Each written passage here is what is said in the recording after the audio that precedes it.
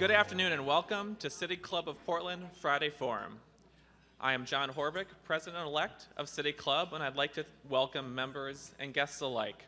Those of you who join us today at the Governor Hotel, and those of you listening in OPB radio or watching on Portland Community Media. Today, Congressman Kurt Schrader will discuss the state of immigration reform. But first, some announcements. The generous support of City Club's corporate and media partners ensures we put on the state's best civic programs week after week. I'd like to thank our media partners, including Oregon Business Magazine, and our Friday Forum spring corporate sponsors, Morel Inc., Northwest Natural, and Schwabe, Williamson, and Wyatt. We are grateful for your support and commitment to the City Club's mission. Please join me in a warm round of applause for all of them.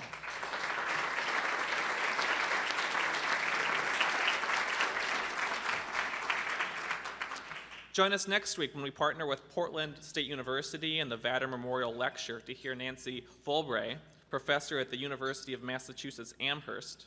Professor Fulbray will discuss whether shopping local or can go global and move beyond its niche in relatively upscale neighborhoods in college towns. Tickets are now on sale for our upcoming Civic Salon series, where we will hear from provocateurs like Jonathan Moss of bikeportland.org and Andrew Proctor of Literary Arts to discuss the future of Portland. Our civic salons bring together people for enjoyment, education, the exchange of ideas, complete with good food and good drink. You can learn more about City Club events, purchase tickets, become a member on our website, pdxcityclub.org. We'll be having a Q&A session with Congressman Schrader at the end of today's program. Members, please come to the microphone to ask your questions. And for all our audience participants, please locate the index cards on the center of your tables and write your questions on them during the forum. We will collect them prior to the start of the Q&A. And now to our program. America is currently facing a soul-searching moment surrounding an outdated, irrational, and often dehumanizing immigration system. Our Byzantine immigration system encourages would-be immigrants to put their livelihoods on the line in order to seek the American dream.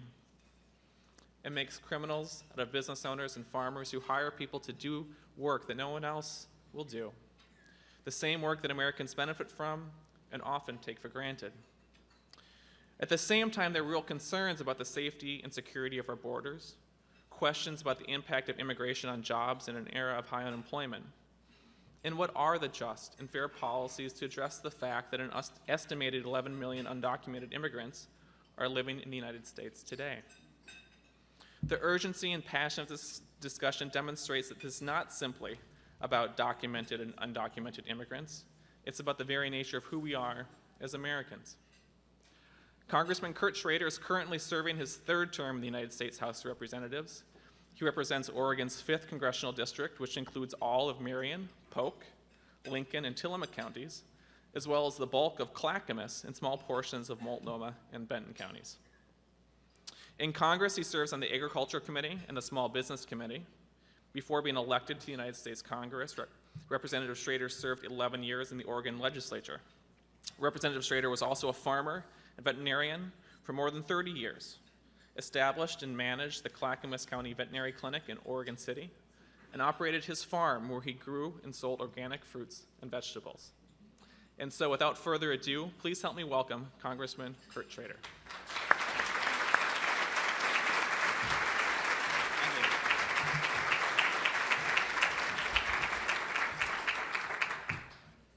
It's nice to see a young man like John use type as large as my type. Makes me feel a little more comfortable. Well, good afternoon, everybody. Really appreciate the opportunity to come back to the Portland City Club. It's a great organization. Nice to leave just raw politics behind and engage in a little civic discussion about the bigger policy issues of our time. So you should be recognized for the great forum you all provide. Our country and great state have struggled, as you well know, to recover from the Great Recession. I believe after 4 years we're seeing some better signs of hope, and the stock market's up, housing starts and prices seem to be gaining a little bit, and unemployment even in our state is down some. But the jobs are still very, very difficult to come by. As we well know, American business has gotten more productive. and global competitiveness has intensified as a result of the recent recession that's struck the world. Our youth and the displaced workers of this great state and country are struggling to gain the skills necessary for STEM education and even to fulfill the blue-collar skills that many of us are retiring from and we need to have again. Historically, from my standpoint, the edge that our country has had has come from the resources and people from within the country as well as the people from without our country. We've been a nation of immigrants from the start. Our early forefathers built this economy and this great nation on their backs and the backs of other people that have come, sometimes in not such great conditions as slaves or indentured servants. Since then, the combination of American ingenuity and open shores to new ideas and new peoples have built the greatest nation on earth. Some have come willingly because of the great opportunities, but many have been victims of our pride and our prejudice. Still, the opportunity to live the American dream, where hard work and vision can lead to better life, draws many millions of people to our shores. In our state alone, I think it's important to recognize there's a group, the Coalition for a Working Oregon, that combines a lot of disparate people that used to fight over immigration into a common cohesive coalition. And they've shown that current immigrants account for 97,000 Oregon jobs and almost $18 billion in economic activity in our state alone. It is not inconsequential. But the real conundrum that we've been trying to deal with over the last 15 or 20 years, actually I'd say from the start of our country's history, is how do we balance American men and women's job needs with the immediate job needs that Americans cannot or will not do? How do we treat our immigrant workforce with the dignity and respect worthy of the greatest nation on earth? Comprehensive immigration reform, frequently referred to as the third rail of American politics, has come of age once again. I believe the time is now to pass such a comprehensive bill. The discussion about immigration, as John stole half my speech, by the way, is not just about documented and undocumented immigrants. It's about the nature of the country that we now inhabit. And I think that's an important piece for us to remember.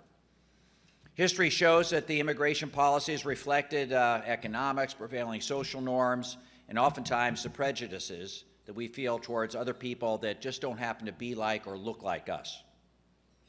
All the while, the hand of Congress has played a role in creating and amending the melting pot through myriads of laws and policies, and most often, frankly, I think Congress's role has been self-serving and short-sighted, frequently sowing the seeds of future national turmoil. We see that here today. Let's review our history a little bit. Frankly, it's not very, very pretty.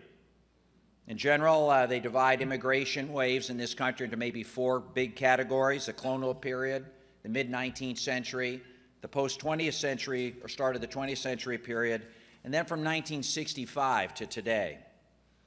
In the beginning, as you might expect of a fledgling nation, America welcomed pretty much everybody to their shores, as long as they were from Northern Europe, Western Europe, to be particular.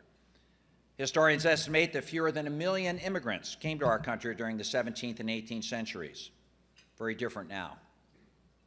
The slave trade actually fueled the economy of southern plantations from our country's earliest times and continued through the 19th century despite being outlawed by federal legislation as early as 1808.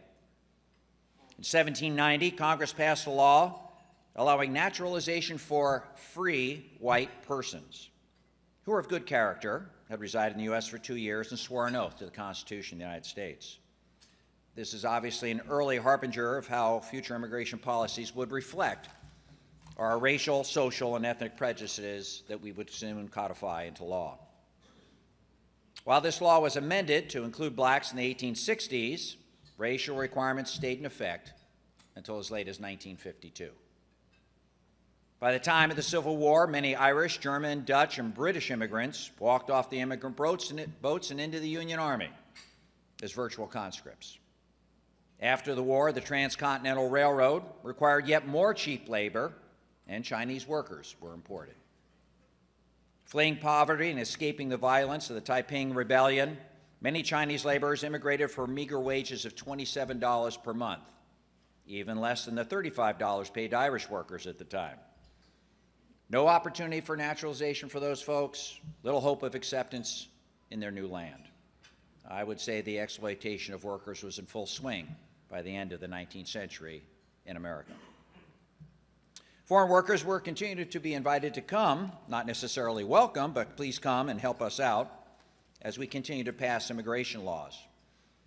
The states began to get involved. So in 1875, the United States Supreme Court declared immigration a federal issue by ruling the passage of laws which concern the admission of citizens and subjects of foreign nations to our shores belongs to Congress and not the states.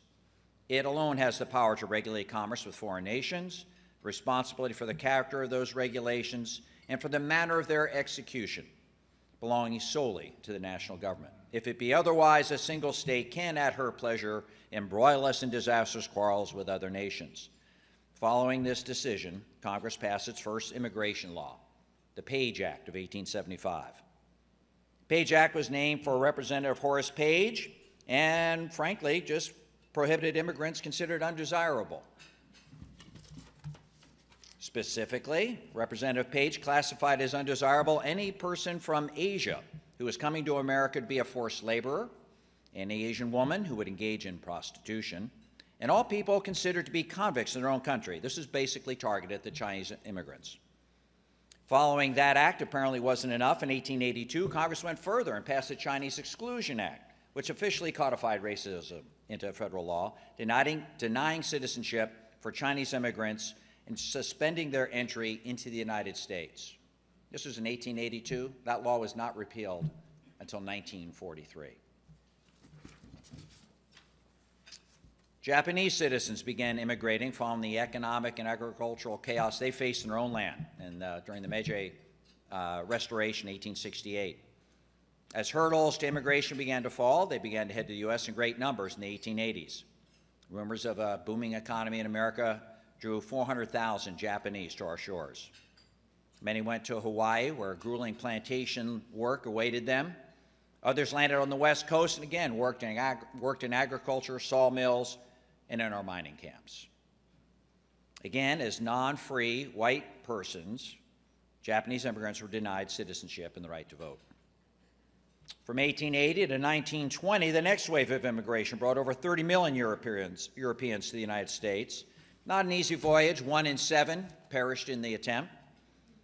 My family were some of the fortunate survivors. My German great-grandfather married his Silesian wife on board a steamer from Danzig by way of St. Petersburg, Russia. My Cuban great-grandfather immigrated to New York with his American bride, and my Irish and English family found their way to American shores through Ellis Island, as many others did. At that turn of the 20th century, between 1900 and 1920, 24 million immigrants arrived in what is known as the Great Wave. The peak year for European immigration was 1907. 1.2 million immigrants entered this country in that year alone. That same year, President Theodore Roosevelt spoke in the context of the era, the cultural norms, and the pervading blue blood theology of the time.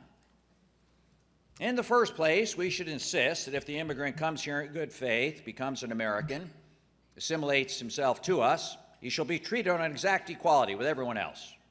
For it's an outrage to discriminate against any man because of creed, birthplace, or origin. But this is predicated on the person's becoming in every facet an American, nothing but an American. There can be no divided allegiance here. Any man who says he's an American but something else also isn't an American at all. We have room for one flag, the American flag. We have room for one language, the English language. And we have room for one loyalty, and that is loyalty to the American people. Sound familiar? It's also interesting to note that during this time, Congress passed a law declaring the ability to speak and understand English as a key requirement for naturalization. The more times change, I think sometimes the more they stay the same. By 1910, 13 million immigrants were living in the United States. Foreign-born residents made up 15% of the U.S. population. Today, there are more foreign-born residents in America than any time in history, 40 million residents. World War I actually reduced the flow of immigration from Europe, but it resumed quickly after the war was over, and Congress responded by passing the Emergency Quota Act. The intent to limit immigration by assigning each nationality a quota based on its representation in past U.S. census counts. And this accounts for a lot of the Byzantine nature of our current immigration law. The act was revised with the Immigration Act of 1924, another enlightened piece of legislation that was aimed at further restricting Southern and Eastern Europeans, especially Jews, Italians, and Slavs. The act was said to preserve the ideal of American homogeneity. That's almost a contradiction in terms in my book. And it was thought to be passed because it was particularly disturbing to some folks that there were a lot of Jewish immigrants fleeing persecution in Russia and Poland. Immigration patterns in the 1930s changed dramatically with the Great Depression hitting the United States, where in 1929 there were almost 300,000 immigrants coming to our shores. By 1933, only 23,000 immigrants were hitting our shores. And throughout that decade, because of the Great Depression, more people actually emigrated from the United States than came here, something we have not seen since that time. During World War II, the Bracero guest worker program began in earnest to meet wartime labor shortages, brought close to 5 million workers, mostly from Mexico, to the United States. We rewarded them a few years later with Operation Wetback and deported more than 1 million back to Mexico. Immigration remained relatively low after World War II due to the Immigration Act of 1924, which was actually recodified as late as 1952. That act of 1924 had been based on race again, limiting the number of immigrants allowed into the United States through a national origins quota with the basic purpose of providing, no interrelationships between Americans and the newcomers. Based on this system, immigration visas were provided for 2% of the total people of each nationality in the United States as of the 1890 national census. Immigrants from Asia were completely excluded, at least were true to form, and the Japanese in particular could no longer be admitted at all. However, Congress did pass several acts to admit refugees who could easily change their status to immigrant if they so chose. With the admission of over 250,000 displaced Europeans after World War II, the first refugee legislation by the United States Congress was passed, called the Displaced Persons Act of 1948, followed by later laws trying to assist people fleeing communist countries. A new era in American immigration policy occurred during the Civil Rights Movement era of the 1960s. We took on a different direction. I think it reflected the new consciousness of Americans. The 1965 Immigration Act eliminated race-based admission criteria and instituted ones based on the would-be immigrant's skills, profession, or family relationships in the United States. A ceiling was created for immigrants with an emphasis on those with family ties, much more humane. And in 1978, the ceiling was capped at 270,000 visas. However, immigration policy remained a top issue as conflicts around the world began to produce an increasing number of refugees, and the inflow of unauthorized immigrants from all over the world, primarily Mexico, continued to occur. Congress responded to that refugee crisis with the Refugee Act of 1980. The goals of this legislation were to create a new definition of refugee based on one created at the UN Convention and Protocol on Status of Refugees, raise the limitation from 17,000 to 50,000 refugees admitted each year, provide some flexibility so that that number could exceed 50,000, but ultimately, it established explicit procedures on how to deal with refugees in the United States by creating a more uniform and, frankly, effective code. As many of you know, in 1986, a Democratic Congress and a Republican president tried to respond to the growing number of illegal immigrants in this country. They had a problem, just like we do now. They had to contend with widely divergent views of what the situation was. One view held that, frankly, all these people were just taking American jobs. Other view held that they were very much needed because, frankly, Americans would not take many manual labor jobs, particularly in American agriculture. As a result, they passed the Immigration Reform Control Act, IRCA. It took Congress 5 long years of debate and anguish. And while it did grant green card status to many who had lived in America for a very, very long time, I remember my own farm experience, it did not stem, or did not even attempt to stem, the flow of continued illegal immigration into this country. So the main components, I think it's important to look at the components of the RCA and see where we are now and today. The RCA required employers to affirmatively attest to the employee's immigration status, made it illegal to knowingly hire undocumented workers, legalized certain temporary agricultural workers, and most notably legalized immigrants who had entered the country prior to 1982 and lived in the country continuously after they paid a fine, back taxes, admission of guilt. This was about 3 million immigrants in all. Very similar to a lot of our discussion here today. The goal of IRCA was to keep families together and frankly help try and stop some of the abuses of undocumented workers. I'm not sure that goal was achieved. There have been more recent attempts too, despite the debacle of after 1986. The 109th and 110th Congresses also tried to do some immigration reform. There was the Border Protection, Anti-Terrorism, and Illegal Immigration Control Act of 2005. That one actually passed the House, did not pass the Senate. There was a Comprehensive Immigration Reform Act of 2006, passed the Senate, did not pass the House. That sounds very familiar too nowadays, doesn't it? And the Comprehensive Immigration Reform Act that was considered by the Senate and the 110th Congress, it did not pass either. Both chambers at that time were controlled by one party, and the elements of these bills actually appealed to both Democrats and Republicans, which I hope is the case here now. I distinctly remember Senator Wyden and Senator Smith going around to town halls trying to explain some of what they thought might be the better aspects of the immigration bills of the time, and getting roundly beat up. Two members that had a great capacity to work together and explain things, I think, for all of us as we would like them explained so that we could understand. But our friends in labor were not really ready yet.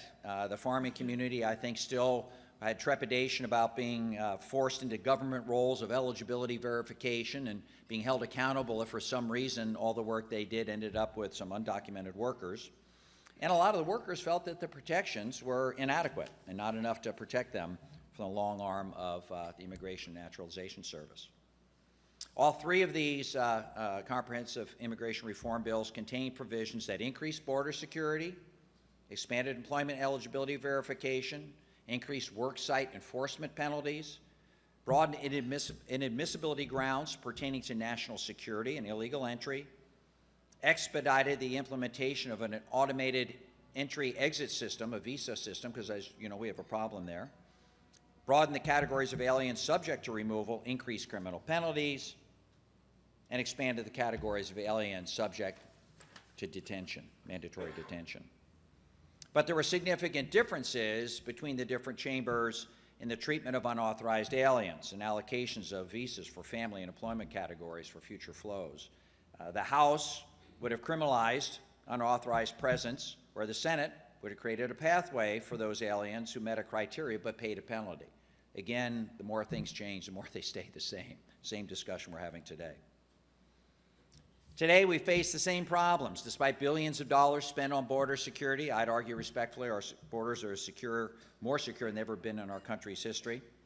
But what has changed in all this that gives us a hope and a seminal moment, I think, in our country's history with regard to immigration reform, is that all the players that have been fighting one another over the last 230 years seem to have agreed that the problem can't be tolerated anymore, and that they all have to give a little to get a little.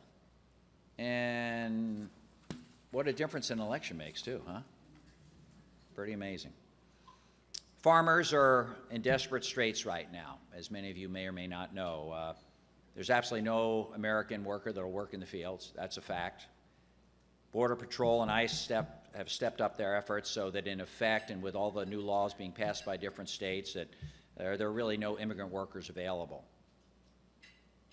Labor, good news, is seeing a pool of new recruits to organize and hopefully maintain their rights. Social justice groups have gotten to a point where they deplore the human rights violations of these immigrants and the patchwork system that we have.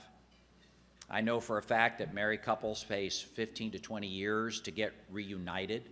Spouses living abroad can't get to this country. I had a young dreamer the other day in Woodburn talk to me, tell a story about an aunt of hers that actually died before becoming eligible for status in this country, even though she met all the criteria, and she'd been waiting for 20 years. It would seem, I hope, that our social, political, economic conscience are finally coming together in this country with regard to immigration. But in the United States Congress, I am reminded regularly that xenophobia and prejudice are alive and well, unfortunately. And while many in the Republican Party understand the need for comprehensive reform, there are some extreme right-wing elements that do not, and unfortunately they dominate that particular party in the House of Representatives of your great country. Complicating, I think, the legislative landscape even more because Congress has not acted so far. Individual states are once again, despite the 1875 ruling, trying to address immigration. Arizona's Senate bill, probably the most notable, 1070. That's the law the governor signed in 2010 that made it illegal for an alien in Arizona not to carry proper documentation of status and required law enforcement to determine immigration status during routine stops. Clearly racial profiling.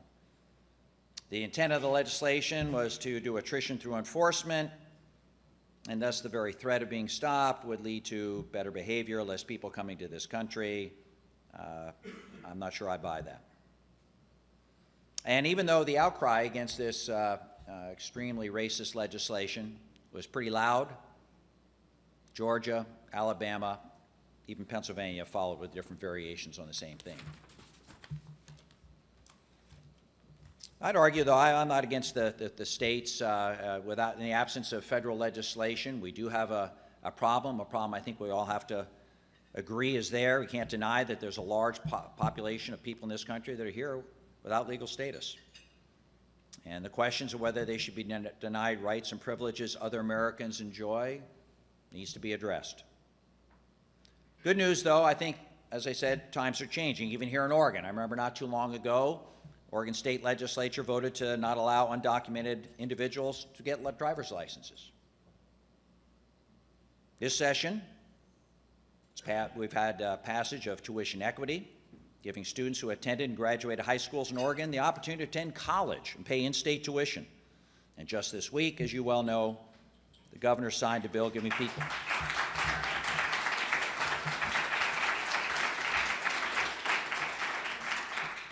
And this week, the governor signed the bill giving people that are here undocumented in this state the right to drive, make us all safer, recognize reality.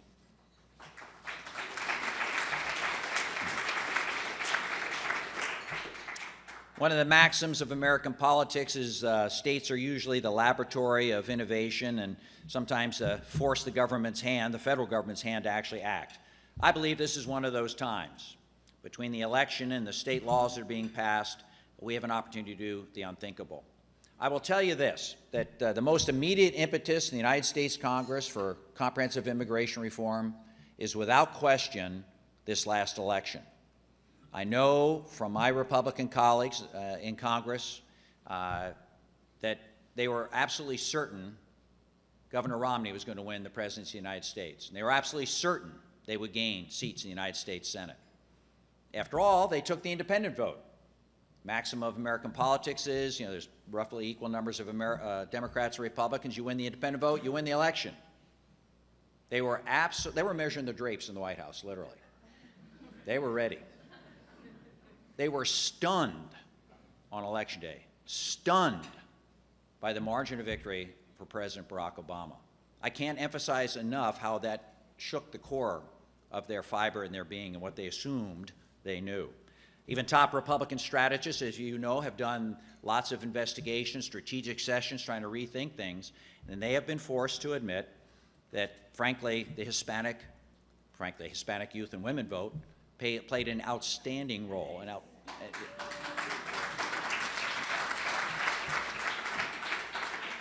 And frankly, it's only going to get worse. I mean, I know in the House of Representatives, while we did not take back control as a Democrat, we picked up seats in Arizona, We picked up seats in New Mexico. We picked up seats in Texas.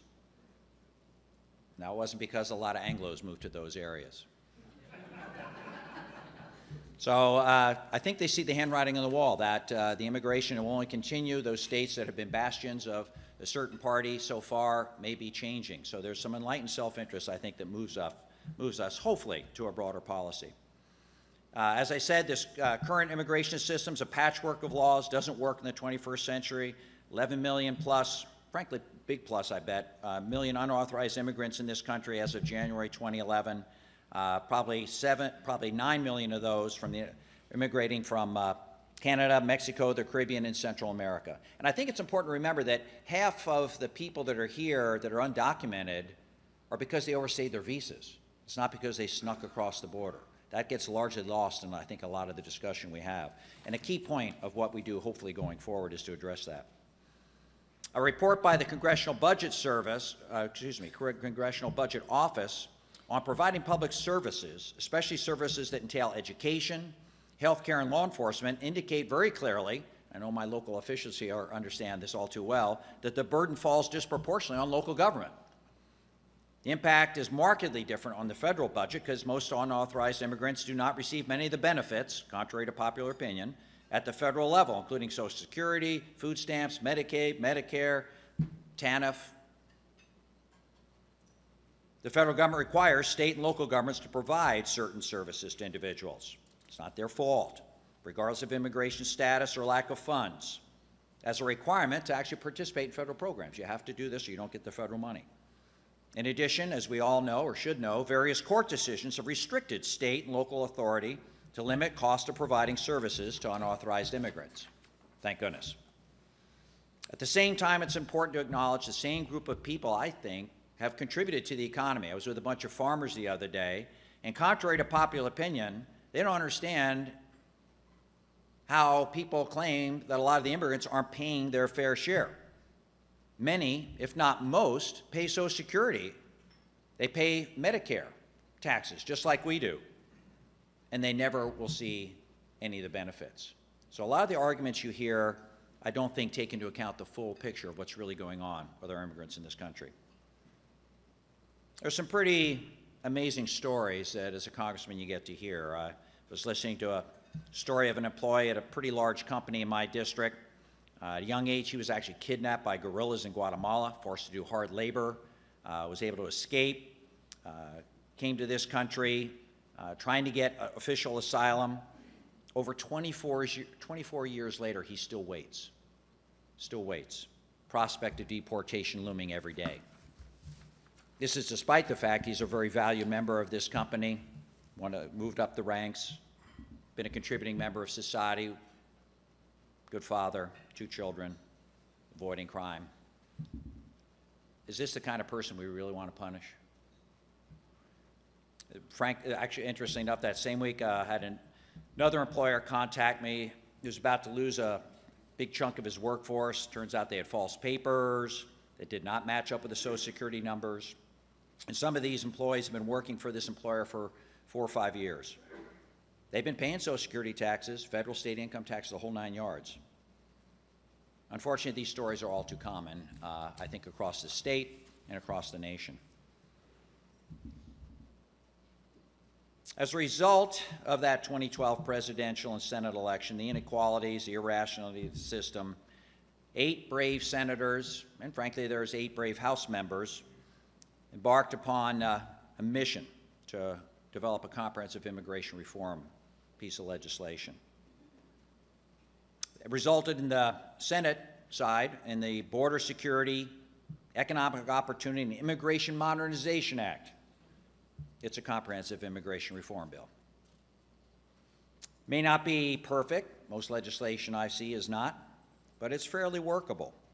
I think it has a legitimate opportunity of becoming law in this great country. Based on the feedback I've gotten from folks in the district, I've been spending this last week running the trap line with different groups that have shown an interest in immigration reform. It affects their daily lives. And also reading the tea leaves in Congress, at least on the House side. We have an opportunity, I think, that we're not going to see in another 40 or 50 years to move this country forward. I believe the Senate this month will start to have hearings. Indeed, they're supposed to start in a week or so. We get back to the United States Congress. I think we have a potential to actually see a bill on the floor of the Senate, maybe as early as June, but given the way the Senate works, probably more likely this fall. But even still, that would be lightning speed for the United States Senate. I mean that respectfully. But that would be huge, folks. That would be huge, and create a lot of momentum for perhaps a little more difficult journey on the House side. For many and much of the past decade, as we've talked about here, immigration policy has focused on border control and enforcement and discrimination. This comprehensive immigration reform bill is introduced by the Senate and includes border control, but I think takes the next and necessary steps to stabilize that system for a long period of time. We'll give you some brief review of what I think are some of the major elements, and you guys can feel free to ask questions afterwards. But the bill, frankly, requires that to get the ball rolling in immigration reform, a number of benchmarks for border control, referred to as triggers, have to be reached before processing registered provisional immigrants, RPIs, status applications.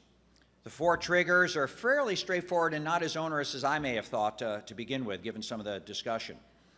It requires a border security plan to be submitted to Congress, a fencing plan to be submitted to Congress with some implementation.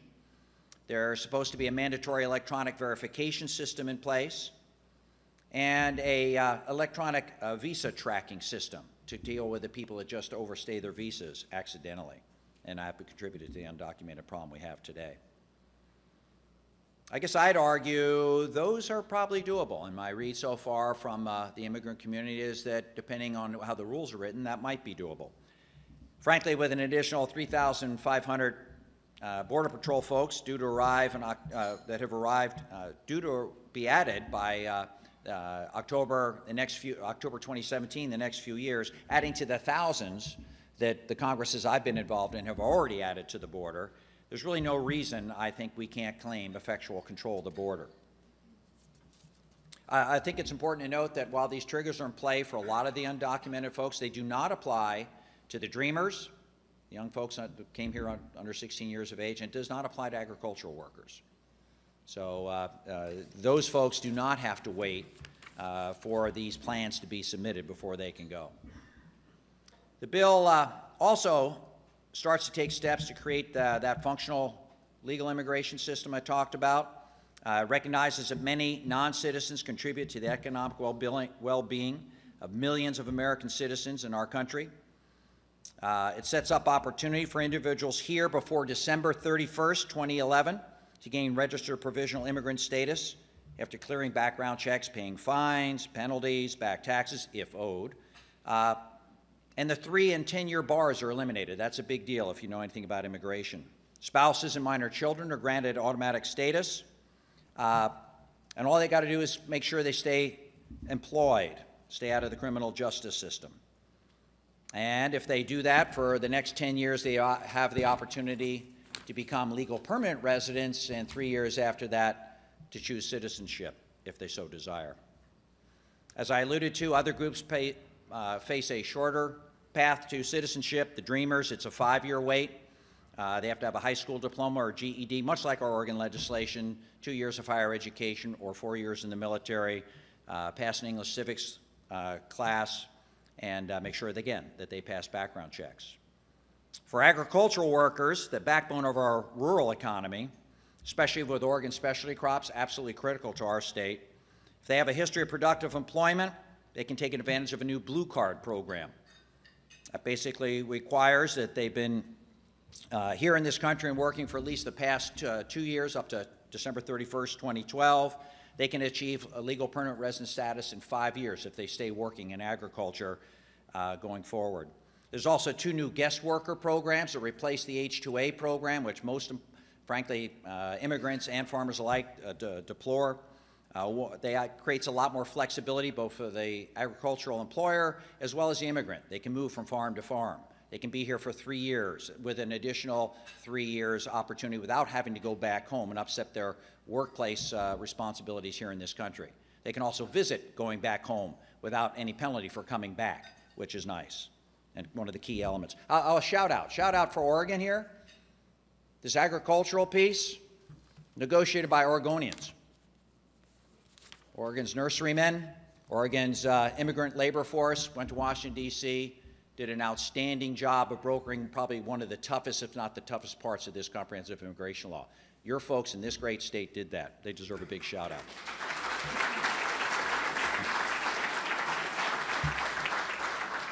There's also obviously improvements to the visa program I talked about, electronic verification for employment, and many other safeguards for the workers that actually do come here, so they're not persecuted or taken advantage of.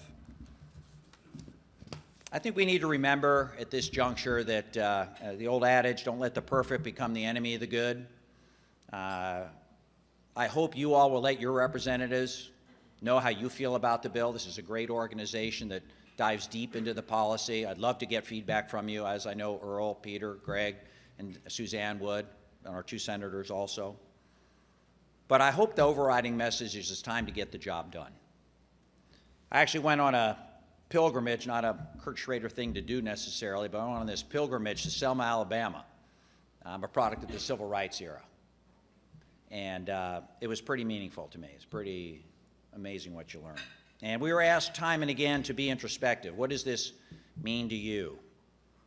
And I got to thinking about human rights for everybody, civil rights for everybody. And it changed my mind about several issues and try to reinforce some others.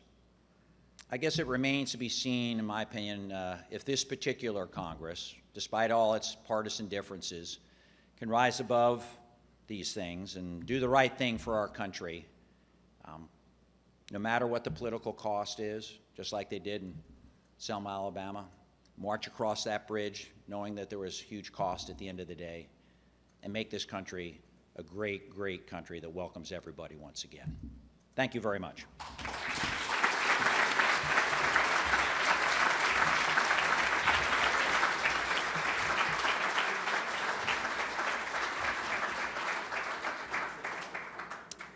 Thank you very much, Congressman. And now if you have a written question on an index card, please hold it up high so City Club staff can collect it from you. Thank you. The first question for our speaker will be from our Friday Forum host, Karen Kervin. Karen is Chief Marketing Officer for Schwab Williamson & Wyatt, where she oversees the firm's client relations, marketing, public relations, and business development activities. Karen has been a City Club member since 2003. Hey, Karen. Congressman, the cap on the number of H-1B visas available for fiscal year 2014 was reached within a matter of days in April due to demand for the program by U.S. employers. As Congress works out what the future of the U.S. immigration system might look like and who should be welcomed to America's shores, do you believe that the needs of U.S. businesses are being adequately addressed? And if an immigration bill makes it to the floor for a vote, will it include additional benefits to make it easier for U.S. employers to hire and retain the talent they need to be successful in today's global economy? Oh, good question. Whether or not the numbers for H-1B, the H-2A, any of the different visa programs are the right number, frankly, remains to be seen. I know a lot of the numbers were negotiated with the employers and workers involved in these discussions. There is concern, I know, both in the high-tech sector as well as the agricultural sector, that the relatively low number of annual visas, at least listed to start with in the bill, might be inadequate.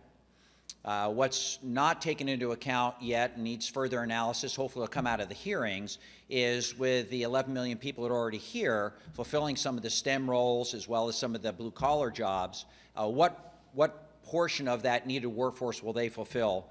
I think the way the bill is structured as I read it, they're encouraged to stay here and stay in these professions.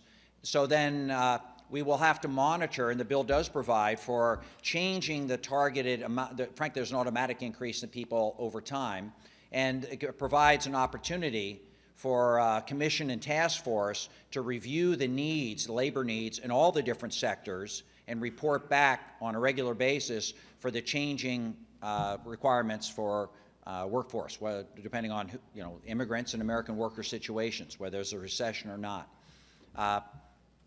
I hope that will be a flexible system. I know from serving in Congress sometimes what you think is obvious is not so obvious to some of the bureaucrats in Washington, D.C. So I hope your voices are loud and clear in the human rights campaign, as well as on the employer side and the immigrants themselves, about what's fair and needs to be adjusted at the end of the day. But I think it's a great start, and so far, getting good feedback. We'll now take questions from the floor. As always, we invite members to the microphone to ask their question. Asking questions at the Friday Forum microphone is a privilege of City Club membership, and membership is open to everyone. Before asking your question, please identify yourself as a club member. Please ask only one question and ask your question as succinctly as possible. If I flash this question mark, it means wrap it up. Thank you. Carol Witherell, City Club member. First, thank you so much. Many of us will remember Jose Antonio Vargas, the 32-year-old journalist, filmmaker, and immigration activist who was raised in the U.S. from age 12, part of the Washington Post team that was awarded the Pulitzer Prize for reporting on Virginia Tech shootings. He came out on the cover of Time magazine last year as an American who doesn't have the right papers. An undocumented immigrant. He maintains today that immigration is the most misunderstood issue in the country. My question, do we really have, finally, so long overdue, the opportunity, even with our unrepresentative House, to quote Timothy Egan in yesterday's New York Times, to bring dignity and rights, fair wages, welcome, and citizenship to Vargas and 11 million other undocumented Americans? What can you and other members of Congress do to break this unconscionable gridlock that's gone on for years in the House? And what can we as citizens do besides showing up tonight at the Center for Intercultural Organizing's event on the immigration reform bill? Very good, very good. I think the prospects, well, first off, disclaimer, I tend to be maybe a slightly optimistic, or I wouldn't be in this job. But I've been in this milieu of politics for a long time, mostly as an adjunct to my daily job. And if I read things correctly, I think we have a great chance. I think we have the best chance that we've had, frankly, in our country's history to get the job done in a humane manner. Not like they used to do, as I was describing earlier, but in a humane manner that reflects the diversity and celebrates the diversity of our country, that indeed I think makes us strong, despite what some people would say. The bipartisan group on the Senate side is pretty strong, and they represent a diverse group of folks. They're not all a bunch of moderates or progressive people. There's some real strong conservatives with some real credentials. Marco Rubio brings a lot of credentials to this effort, frankly, and he's working very hard. I believe they're going to be successful on that side. There'll be some changes. No doubt things will hopefully improve, not get worse. I don't want it to get homogenized where it doesn't do anything, which is a classic approach in politics. But I don't think that's the case here. As I was reading some of the elements of what we're doing now, it's very similar to what has been proposed in the past. This is not new stuff to the United States Congress and policymakers. I think if it gains momentum on the Senate side, it has a great chance of prevailing on the House side. Believe it or not, we actually get along on the House side. I have a lot of Republican friends. You know, they're nice people, know their kids' names, their wives.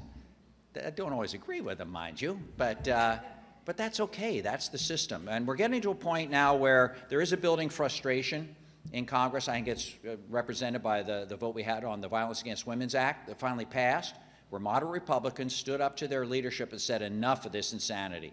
This is a basic bill. It's always approved. We're not going to go up Cemetery Ridge with you and get shot down just because of some weird ideology. This is the right thing to do. So I think the forces are coalescing where we can get the job done. I actually am optimistic. And you need to be talking to me, talking to folks that you know that are affected by immigration. Talk to friends and neighbors in other states that are not where our state is. Our state is actually, I think, fairly unified, except for a very small extremist group out there about the need. But if you have friends and family in other states, it's really important you contact them and talk to them about what is good and right about this bill. Thank you very much, Congressman. It's been a very interesting speech. My name is Paul Milius. I'm a City Club member. I'd like to express an opinion and ask for a comment. Over the years, I've been observing both federal and state politics. I've come to the conclusion that too much public policy is driven by people who are desperately afraid that somewhere, somehow, somebody is enjoying and improving their lives, and we can't have that now, can we? And their first response to any public problem is punish, deny, exclude, and so on. Would you care to comment? I think you're right. That's what I was talking about, man. You know, things get bad, we beat up on the other guy. It's happening in other nations of the world right now that are going through certain turmoil. The United States is the bad guy, as usual, once again. That's true. But I hope and pray that this is one of those unique times in American history where we rise above our individual selves and collectively do the right thing. This Congress has been doing some of that. That also gives me hope. I haven't agreed with everything this Congress has done in the first 4 months, but we avoided the fiscal cliff deal. We got the FAWA deal done. We didn't go through the debt ceiling debacle. Well, not yet. And we haven't shut down government. We passed a continuing resolution to keep things going. So very unusual, in my experience in 5 years in Congress, to actually agree on these things and not cause ultimate chaos. So that gives me, again, hope that I think we might get the thing done the right way. Let me read a question from one of our index cards. Will the LGBT partners and spouses be allocated the same immigration rights in the final bill? And do you believe that they should?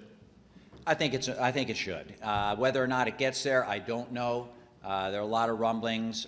In my experience in politics, a lot of people say, no, I'm not going to vote for it. No, I'm not going to vote for it if it has this. And at the end of the day, they vote for it, because there's overwhelmingly other things that are also extremely important to that individual or to that region of the state or nation that they come from.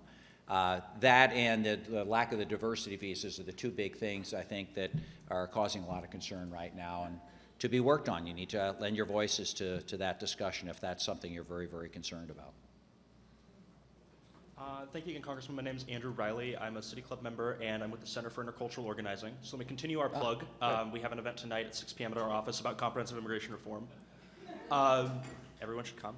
One of the disturbing things about the Senate bill for a lot of immigration advocates is that it reauthorizes the state criminal alien assistance program, and it effectively entrenches this negative relationship between local law enforcement and federal immigration enforcement. So the question I have is, do you support that collaboration between police and ICE? If so, could you explain why? And if not, could you explain what we might be able to do to ensure that immigration enforcement and local law enforcement are kept separate? Well, and the bill also takes a strong stand against racial profiling and takes a strong stand against discrimination, again, unlike our past history here. I actually support the coordination between local and federal authorities, but hopefully as a result of this bill and the new tendencies that we're seeing, it'll be a cooperative, collegial thing that respects the rights of immigrants as well as American citizens.